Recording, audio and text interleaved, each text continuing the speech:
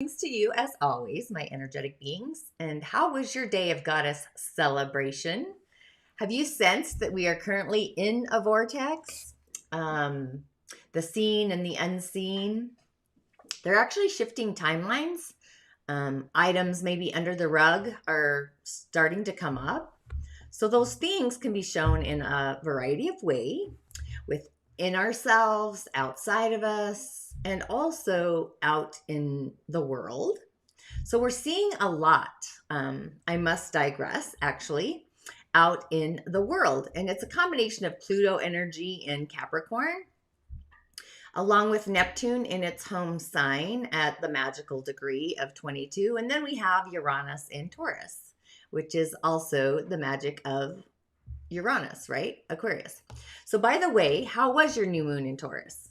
So Taurus energy is actually what we value. So this new moon brought us what we value outside of us.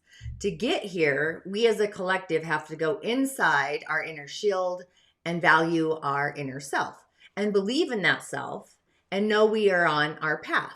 And we're also in a space of unlimited possibilities. So I would truly tune into the authentic self, the being that actually resides within you. And what does that inner self actually have to say? It's like your childlike wonder. I fed my fairies. I made law of attraction wishes with my beliefs about my authentic self. I literally released the Kraken in a way to let go of all those discourses of my past along my journey in this thing called life, plus a lot more. So I've been following the gates of human design, or the moon, for those of you that have watched those gates over the month. Just curious how also that was, if you had any insights or any questions.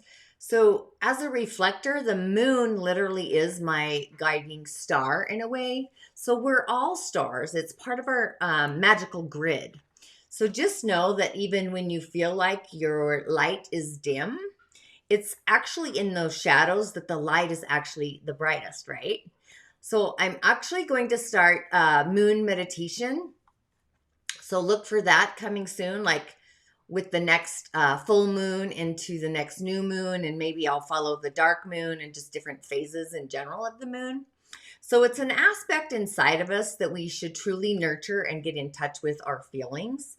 When we stop nurturing that aspect of ourselves inside of us, that's when discourse and adversity just tend to slide in like a home run. So nurturing the moon should be something we do as a continual ritual to stay in higher vibration to our health. So our feelings actually never lie to us. We tend to literally put them under the rug.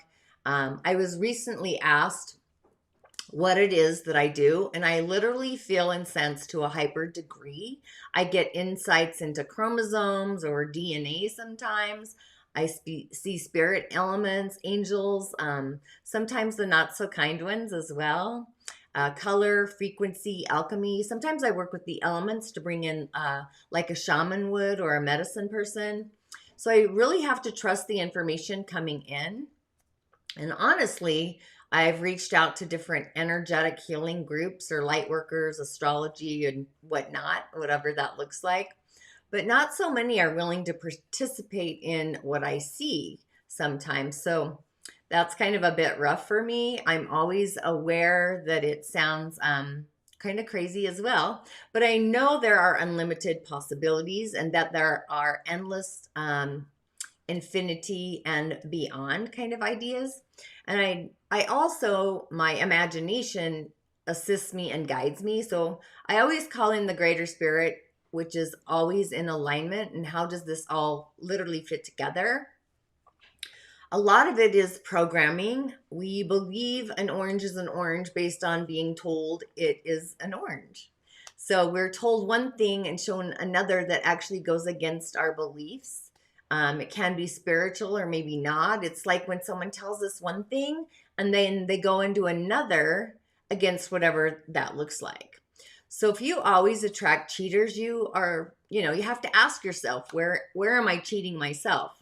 If you feel cheated in a career, a job, whatever that also looks like, again, where are you cheating yourself?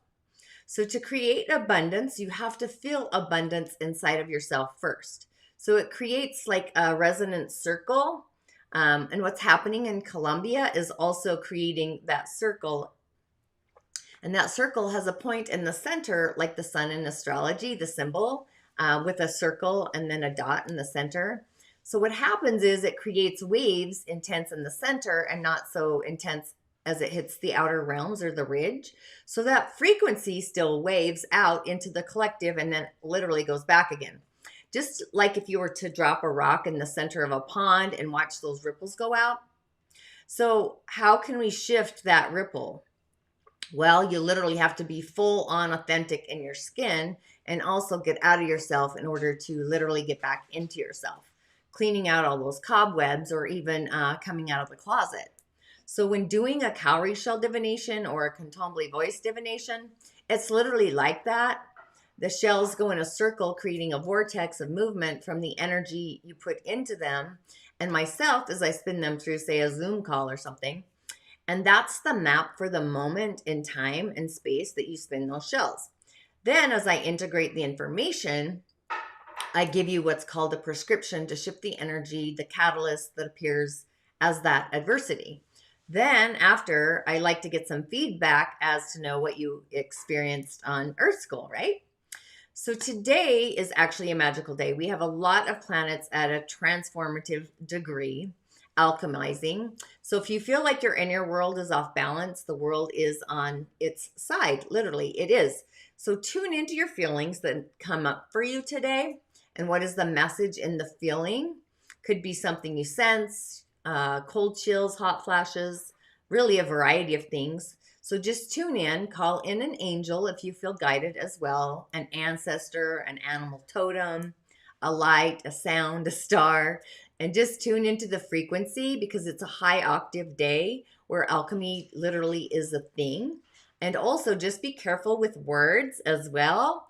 And the feeling you literally put into the words as you say them, because they also carry a frequency and a vibration. And Mercury is actually at an octave degree too. So we have a lot of alchemizing planets in, they're really literally in transformation for today. So today might feel a little wonky. So just stay grounded, feel into your skin, and look forward to my moon meditations coming up. InSHalla, Ashe, and as always, have a blessing day.